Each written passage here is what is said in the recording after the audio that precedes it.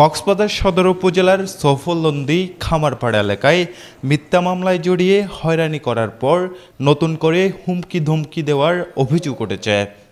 ভুক্তভোগী দিদারুল আলমের দাবি, ঈদগাঁও মেহেরগুনা এলাকার আব্দুল ওয়াজেদ ও তার মেয়ে রোমানা আক্তার দীর্ঘ 12 বছর আগে মিথ্যা মামলায় জড়িয়ে হয়রানি করার পর নতুন করে 15 লক্ষ টাকা দাবি করে হুমকি ধমকি দিচ্ছে। জেল কাটানোর পর 11 মাস পর আমি বাইর হওয়ার পর আমি প্রায় 12 বছর পর্যন্ত আমি কেসটা চালাতে থাকি।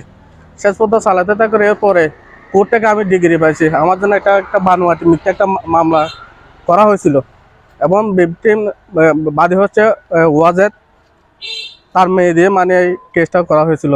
ও মেয়েটা দোষ করে নিজেও জবানবন্দি দিচ্ছে যে ওটা আমার বাবা ওর জন্য একটা আমাকে নিয়ে ষড়যন্ত্র করে আমাকে দিয়ে একটা ষড়যন্ত্র করে একটা সাজানো মামলা করছে।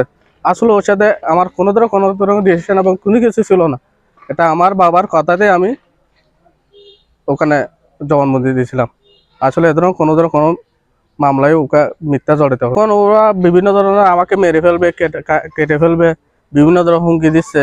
আমি নাকি টাকা নিচ্ছি, আর ওরা আবার সেনাবাহিনীর কাছে অভিযোগ দিছে। ওখানে আমি গেছি, আবার ওখানে বিচার পাই না। ওরা মিথ্যা মুখে কথা বলতেছে, সাক্ষ্য কোনো ডকুমেন্ট পত্র ওরা দিতে পারে না। ওরা প্রায় 15 লাখ টাকা বলতেছে।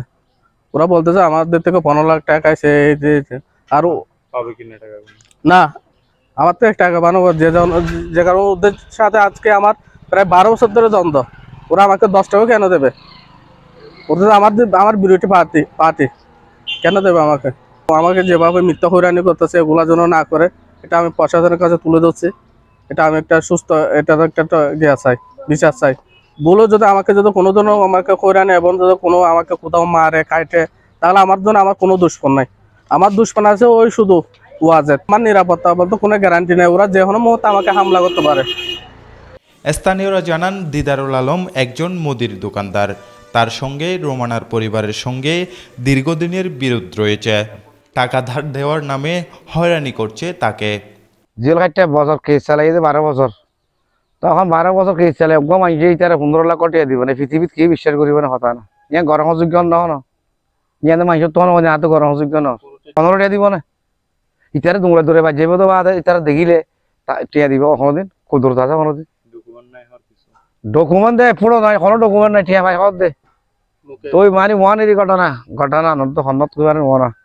ইতালে আগর পুরান কারা খান নাই তলি উদ্ধার করিবার সাথ দে, উদ্ধার করিবার সাথ তখন ইয়ান তখন বড় কিছু না। ওই ষড়যন্ত্র ওয়ান আগে যে 12 বছর গতি ইয়ান ঠানি তো সাথে দূরে তীব্র নিন্দা প্রতিবাদ জানাই। এটা হচ্ছে আপনার একটা হচ্ছে সামান্য পানের দোকান দিয়েও মানে সংসারটা চলে। এটা নারী সংক্রান্ত বিষয়, এটা কোর্টের মধ্যে মানে বিচার দিছে, মামলা হয়েছে, এটা কোর্ট থেকে ডিগ্রি পাইছি। এরপরও ওকে মানে হয়রানিমূলক এটা যেটা করতেছে, এটার জন্য আমি প্রতিবাদ জানাই।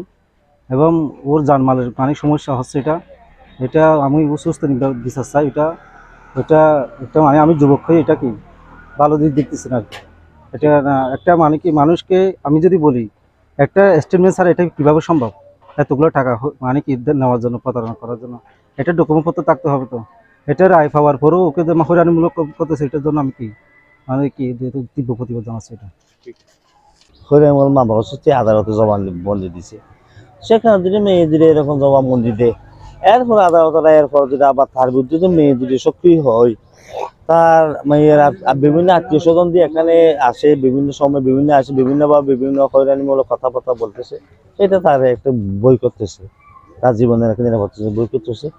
বাস্তব কোনো ডকুমেন্টস না থাকার আমি 1 টাকা পাবো, 10 টাকা পাবো, এটা কোন ধরনের বিষয়?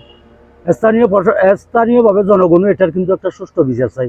স্থানীয় চৌকিদার এবং দফদার জানান, ভুক্তভোগী দিদারকে মিথ্যা মামলায় জেল হাজতে পাঠিয়েও ক্লান্ত হয়নি, আবার 15 লক্ষ টাকা দাবি করে হয়রানি করছে। ও কি করি আসে আবার জামিন লয়ে রেকুরেট করি ওর ডিগ্রি দিয়ে ও চলে এসেছে। ও চলে আনার পরে এখন ও তো এলাকার মধ্যে বসবাস করে, সুন্দর একটা গুড়া দোকান আছে, মা বোন চলা। তো নাকি এখন ওরা নাকি মারি আগর রিপোর্টিং দেখায় ইচ্ছা থেকে বোয়া তোয়া করি ওরা নাকি ওরানি করতেছে।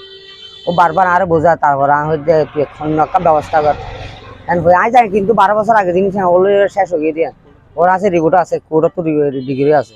আত্মীয় স্বজন মানে বলি চেপা ধরি মানে ওরে কি করে হয়রানি করে। ও এর দরের মানি ন, ও কিন্তু প্রভাবশালী মানি ন, নিরহক মানুষ। তাহলে উতারা আত্মীয় স্বজন বলে হয় ইতারা বারবার সাপ দিয়ে মানে আদায় করিব লাগে মিথ্যা বিয়া করি। এ বিষয়ে অভিযুক্ত আব্দুল ওয়াজেদের মুঠোফোনে একাধিকবার যোগাযোগ করেও বক্তব্য নেওয়া সম্ভব হয়নি। এই ঘটনা বারবার পুনরাবৃত্তি করে হয়রানি হওয়ার থেকে মুক্তি চান ভুক্তভোগী দিদারুল আলম। এছাড়াও এসব কর্মকাণ্ডে জড়িতদের দৃষ্টান্তমূলক শাস্তি দাবি করেছেন ভুক্তভোগী ও এলাকাবাসী। News desk, TTN, Cox's Bazar.